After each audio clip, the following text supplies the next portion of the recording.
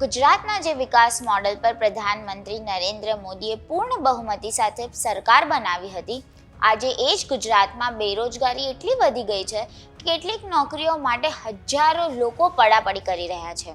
હાલમાં ભરૂચમાં નોકરીના ઇન્ટરવ્યૂ દરમિયાન લોકોમાં નાસભાગનો વિડીયો સોશિયલ મીડિયા પર વાયરલ થઈ રહ્યો છે. વિડીયોમાં જોઈ શકાય છે કે ઇન્ટરવ્યૂ સેન્ટર પર યુવાનોની ભીડ પહોંચી ગઈ છે. ભીડના દબાણને કારણે રેલિંગ તૂટી ગઈ હતી. રેલિંગ તૂટી જતાં કેટલાક લોકો નીચે પડી ગયા હતા. આ સમગ્ર ઘટના અંગે વિપક્ષે મોદી સરકારને ઘેરી આકરા પ્રહારો કર્યા છે. રાહુલ ગાંધીએ એક્સ પર વિડીયો શેર કરતા પોસ્ટમાં લખ્યું હતું કે બેરોજગારીની બીમારી ભારતમાં મહામારીનું રૂપ ધારણ કરી ચૂક્યું છે અને ભાજપ શાસિત રાજ્યો આ રોગનું એપિસેન્ટર બની ગયા છે. એક સામાન્ય નોકરી માટે લાઇનમાં ધક્કા ખાતું ભારતનું ભવિષ્ય જ નરેન્દ્ર મોદીના અમૃતકાળની વાસ્તવિકતા છે. તો કોંગ્રેસના અધ્યક્ષ મલ્લિકાર્જુન ખડગેએ પણ સરકાર પર આકરા પ્રહારો કરતા એક્સ પર પોસ્ટ કર્યું કે આ વિડીયો 22 વર્ષથી ગુજરાતની જનતા પર ભાજપ દ્વારા અનુસરવામાં આવેલા ફ્રોડ મોડલનો પુરાવો છે.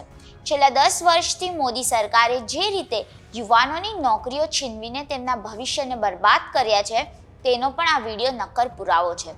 ભાજપનું વર્ષે 2 કરોડ નોકરીઓનું વચન, પેપર લીક, ભરતી ભ્રષ્ટાચાર, શિક્ષણ માફિયા, વર્ષોથી સરકારી નોકરીઓ ખાલી રાખવી, SC, ST, OBC, EWS post ન ભરવી, અગ્નિવીર જેવી યોજના લાવવી અને કોન્ટ્રાક્ટ પર ભરતી કરવી અને કરોડો યુવાનોને ઘરે ઘરે ઠોકર ખાય છે, આ બધાનો શિકાર થયો છે.